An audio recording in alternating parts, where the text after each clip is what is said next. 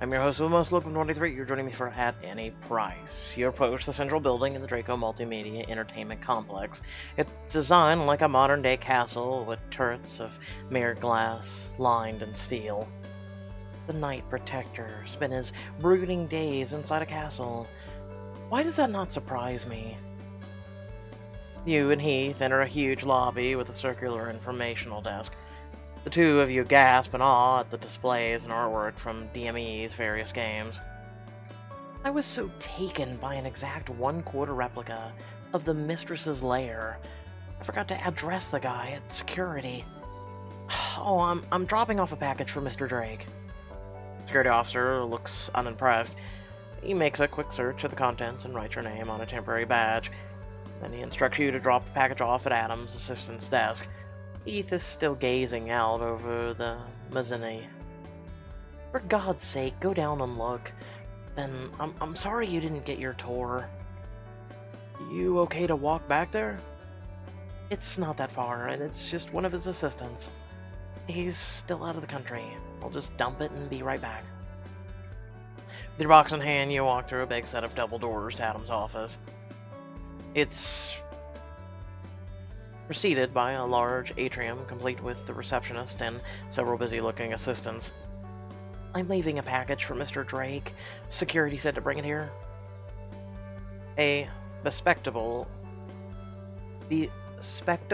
college-age kid in a dress shirt tells you he'll be out in a moment. But he's still out of town. The assistant corrects you. Adam just came back the day before. He's here.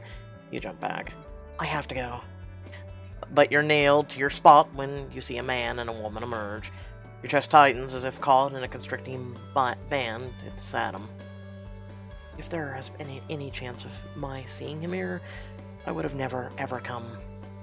Or you can run, your eyes fly to his companion. Surprise, it's Lindsay. Every muscle in your body turns to jelly, and you can hardly breathe. Adam slips an arm around Lindsay's waist and whispers something in her ear. I mean, it's been a long time, but this was supposed to be a one-and-done thing. You don't stay to watch anymore, you run. You don't want another glimpse of them seared in your mind. You leave the package where it is and bolt. You run as fast and as far as you can. The tears are coming at last. I can hear his voice in my head. I've decided I want a woman in my life. You're just a sad, scared little girl. Compared to me, Lindsay was all woman, successful, mature, sexually experienced, and very much in Adam. I can't compete with that. You dash through the halls and out of the parking lot, gasping for breath. You lean up against the nearest car, doubled over in tears, and 5 minutes later, someone stands beside you. Mia, what the? You shot out the door like a bat out of hell. What's going on? Heath, just get me the hell out of here, please. Without another word, he slips an arm around your shoulders and guides you to the car. I take it he didn't stay in St. Lucia for another week. Yeah, he must have been lying. Heath drives you home and orders takeout. He doesn't speak until you're done eating. Maybe it might do you some good to get away for a bit. I just got back. No, I mean, spend a little longer with your mom. She could use the help, now that she's getting the place ready for guests again. Other than your miserable little orderly job, you really don't have a reason to be out here. Why not save the money you've been spending on rent and expenses? Because going back to Anza is going backwards. Just think about it. Maybe just get away for a week or two. It would make your mom happy and get her off my back for once. If I take any more time off of work, they're gonna fire me. You say that like it's a bad thing. In case you didn't notice me yet, there are a lot of other jobs. You could spend more time on the blog, try to monetize it more. I've been working on a new template design that give you more ad space to sell. Or you could go after a company endorsement.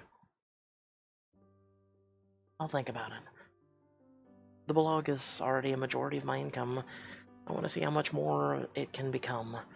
It might be enough to keep me afloat through med school. You think about it all night after he leaves. Not the part about going back to Anza, but the whole bizarre sequence with Adam. The calculated action with which he, knowing that you were watching, had slipped his arm around Lindsay's waist, and after crying out all the tears you thought you had, there is only numbness left.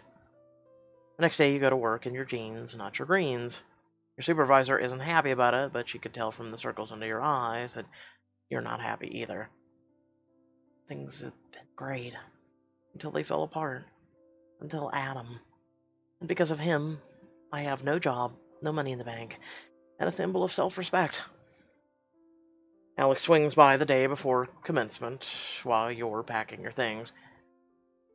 Are you sure I can't convince you to spend the summer in OC? Come on, I got tickets to Comic-Con, and I need a third for Steampunk Sherlock's Angels. I can't. Come on, Mia. It would be so fun. Picture it. Brass-plated corsets, fishnets, kick-ass boots. We still need a Sherlock/Bosley.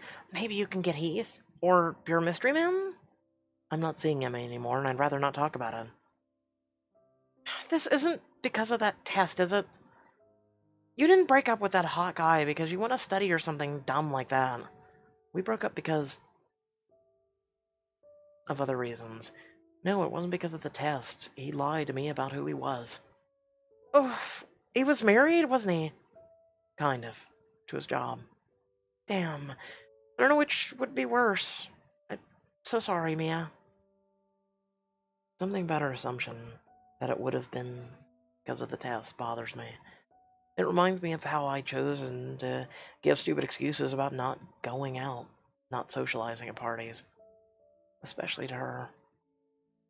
Throughout my 4 years of college, I'd huddle inside my comfort zone. It was safe, it was known, and there were no men in it.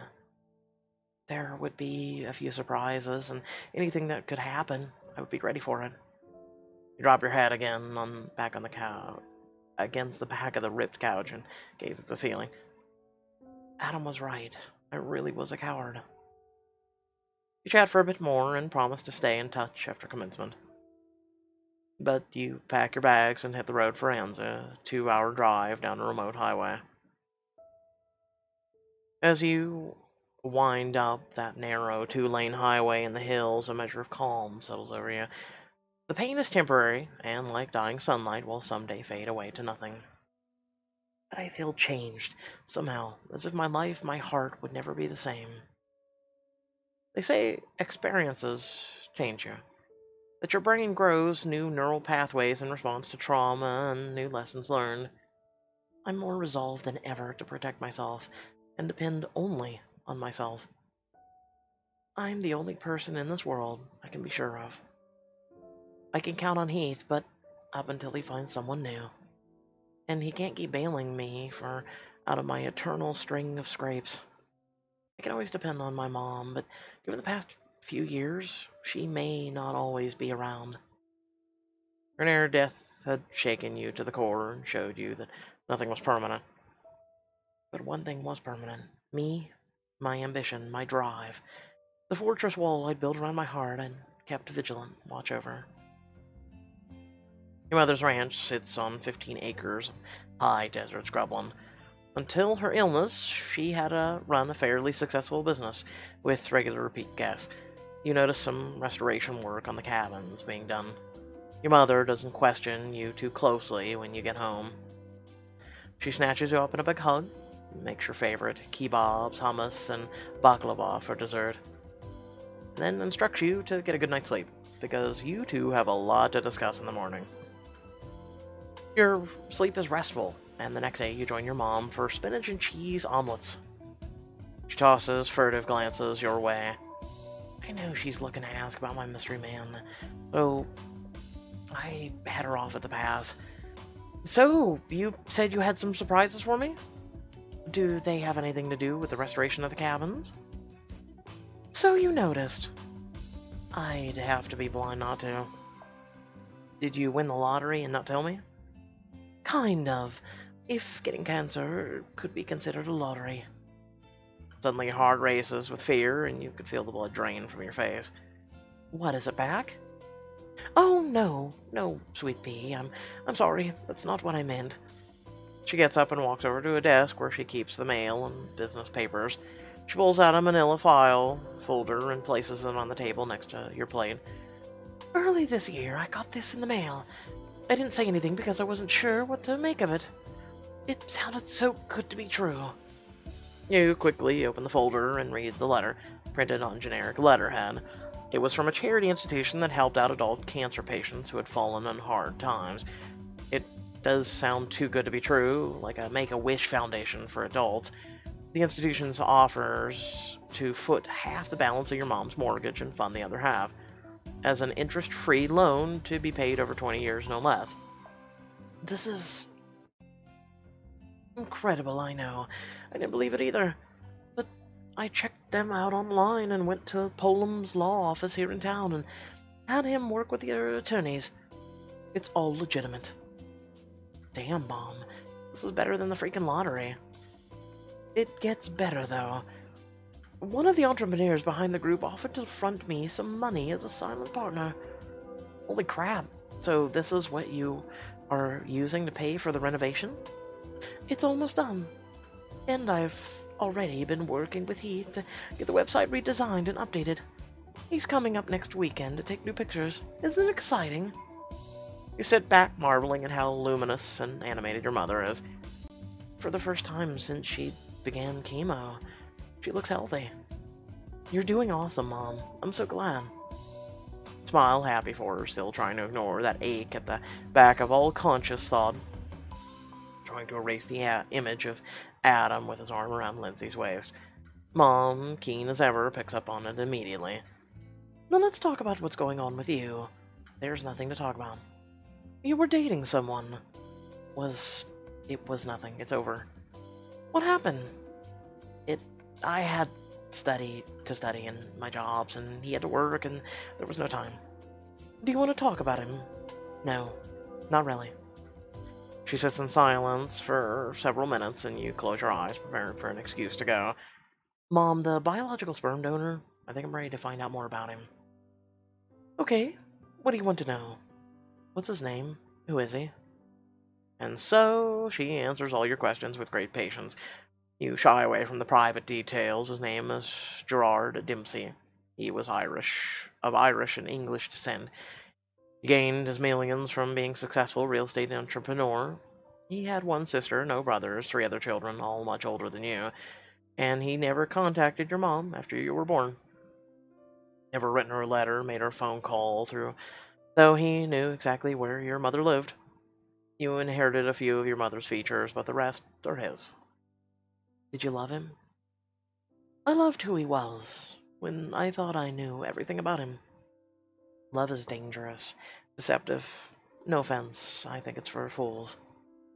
Mia, you are far too young to be talking like that.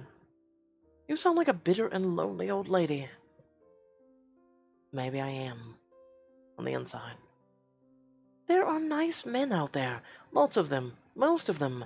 Don't waste your life being bitter and angry about one dud your mom screwed up on. You freeze for a moment, strangely reminded of Adam's words in the echo of your mother's. Every single man you'll look at for the rest of your life is tainted by him. Why didn't you ever date again? You were the most important thing in my life. I also didn't trust my judgment enough to bring a potential loser into your life again. So I just didn't. I've been out of the house for 4 years, Mom. What about now? Yeah, I've been working on it. She doesn't say much else, but gathers the plates and takes them into the kitchen. In the following days, you take over caring for the horses.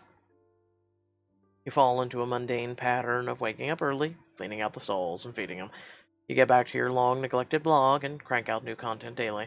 The hottest hours of the day are safe for sitting next to the swamp cooler in the kitchen and studying. And you do even an internet search on alternatives to med school, but you actually feel confident about the exam. And lastly, and most surprisingly, you find yourself writing a letter to the BSD. You pour out all your grief in the letter to Gerard at the loss of having a parent you never knew. You want your hatred for him to melt away so you can be free. Sometime the following weekend, Heath comes by to visit. He stays in his old room, the one he used when his parents threw him out after he came out of the closet.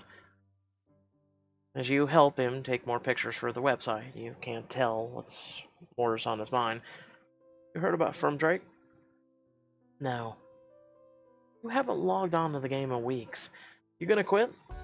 I think I can find something new. It's a lot of blog traffic for me, so I'll find something else.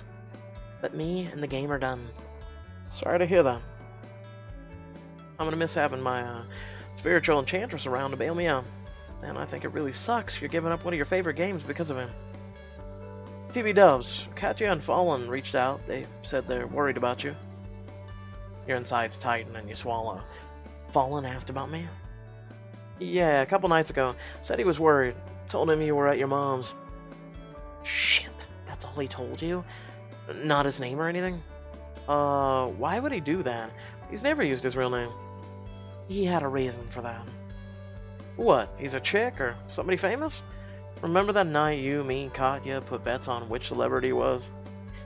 And we were all wrong. Fallen's Adam. No shit! You're joking, right? You nod and wish you were joking. Well, damn. That explains a lot. Like what? Drake always seemed kind of familiar to me, just like the way he spoke, you know? It really didn't end well with you two, did it? Well...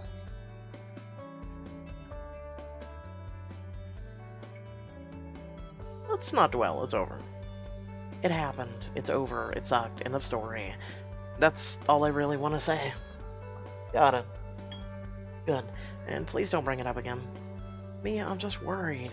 You don't look well. Your mom says you aren't eating and you work yourself exhausted every day. It's good for me. I need to be productive. God forbid people are productive. Holding on to anger and resentment isn't. Eating is. Your body needs fuel, girl. You've been hanging around my mom too long. What did he do to you? Nothing. I didn't want him to. Okay, let me rephrase. I mean, why are you like this? I've known you for 10 years. I have never ever seen you cry like you did at his office. You aren't eating. You're acting like the Walking Dead. Are you even going to retake the MCAT? Jury's still out on that. Honey, I don't want you to give up on your dreams because some dickwad played you. If I don't, it's not because of him. Okay, please don't kick my ass when I ask you this. If you're phrasing it like that, you shouldn't ask. Real talk. Mia, did you fall in love with him? No, and even if I had, it wouldn't matter, okay? He walked out on me. I see. And we're talking about this shit, okay? It's over. I have a life to get on with. No more bringing it up. He gave us goodbyes before leaving the next day. After a week later, your mom gleefully interrupts lunch. My first internet reservations are coming in. It's surprising the website hasn't been up that long and there wasn't a bunch of traffic. Some people are coming in regular rooms starting next week. And the week after that, we've got a guest in the Roy Rogers. You're kidding. They booked the luxury suite? That's probably Adam. Yep, we're going to need a whole ass on finishing that one. You and your mother hurriedly make the finishing touches for the new guests and welcome them in. The new paint smell fades in the Roy Rogers room. You're proud of how it came out. It isn't the penthouse suite of Amsterdam or the VIP suite in Emerald Sky, but it's ours, and it's something. The week with new guests passes before you know it. It's over. You were busy tending the horses, smelling like horse crap and covered in shavings. Perfect timing for her to bring the VIP guests around for a tour of the facilities. Me, are you in here? Working with the horses, what is it? Our new guest is here. Come on, I want to introduce you. What? I'm covered in horse crap and horse shavings, but sure. You heard your mom, who's standing beside a tall man. There's backlight by the afternoon sun, and you don't get a good look until you're too close to run. When you do, your feet grow roots. Towering over your mom is Adam. I haven't spoken to him in a month, not since St. Lucia. I thought I'd never see him again, and here he is, looking down on me with benign eyes. What the hell is he doing here? Is he posing as a new guest? Oh crap. How am I gonna hide this from Mom? Is he here to torment me or to make amends? Is he gonna expose me to my mom? And in spite of all this, part of me is thrilled to see him again. Here she is. This is my daughter, Mia. Ah, hi, Mia. At least he doesn't try to play it off like we don't know each other. Yep, all he did was say hi! Thankfully, Mom is oblivious to the thickening tension in the air. This is Mr. Drake. He'll be with us the next week. He's preparing to hike a segment of Pacific Crest Trail from here to Yosemite, excuse me, sometime soon. He can't be serious. The PCT stretches from the Mexican border to Canada. Everybody who hikes it is either a through hiker looking to do the whole thing in 7 months, or a segment hiker looking to conquer it over the span of a few years. Can't believe this is the line of bullshit he's giving her. I respond with,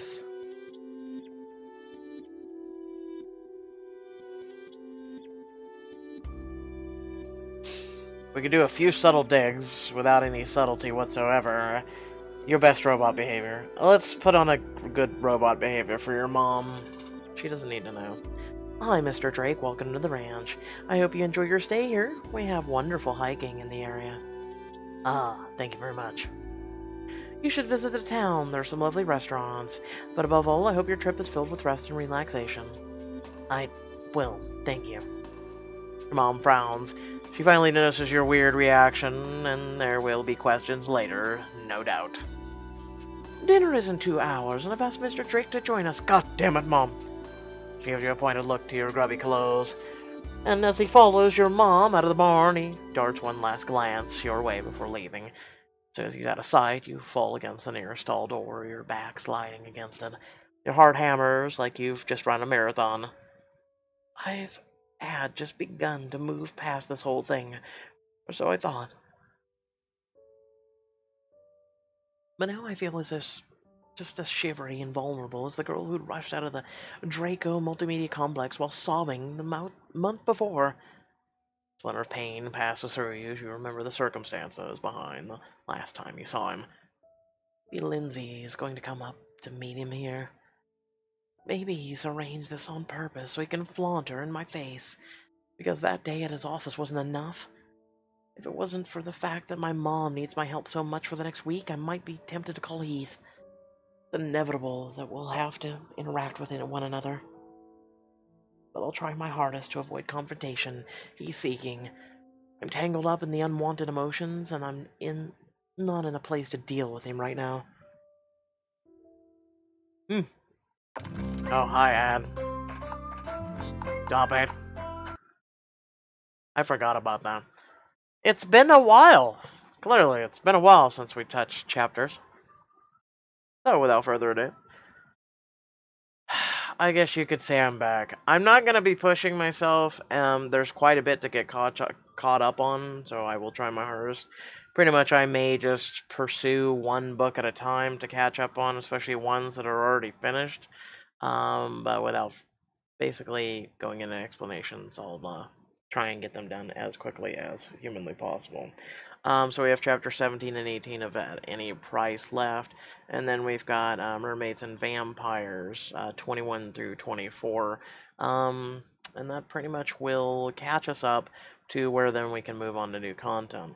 I'll go ahead and pop this up one more time. We've got Red, Seducing Cinderella, Chase Me, After the Kiss, The Walk of Shame, Blurred Lines, Truth or Dare, Vampire Girl 2, Finding Love in a Coffee Shop, and The Red. All these other ones have been pretty much done. Oh, and I guess Seducing Cinderella, was that on there? Oh no, it was one of the first two. So yeah, there's pretty much quite a few that we've done, and there's quite a few that we need to do.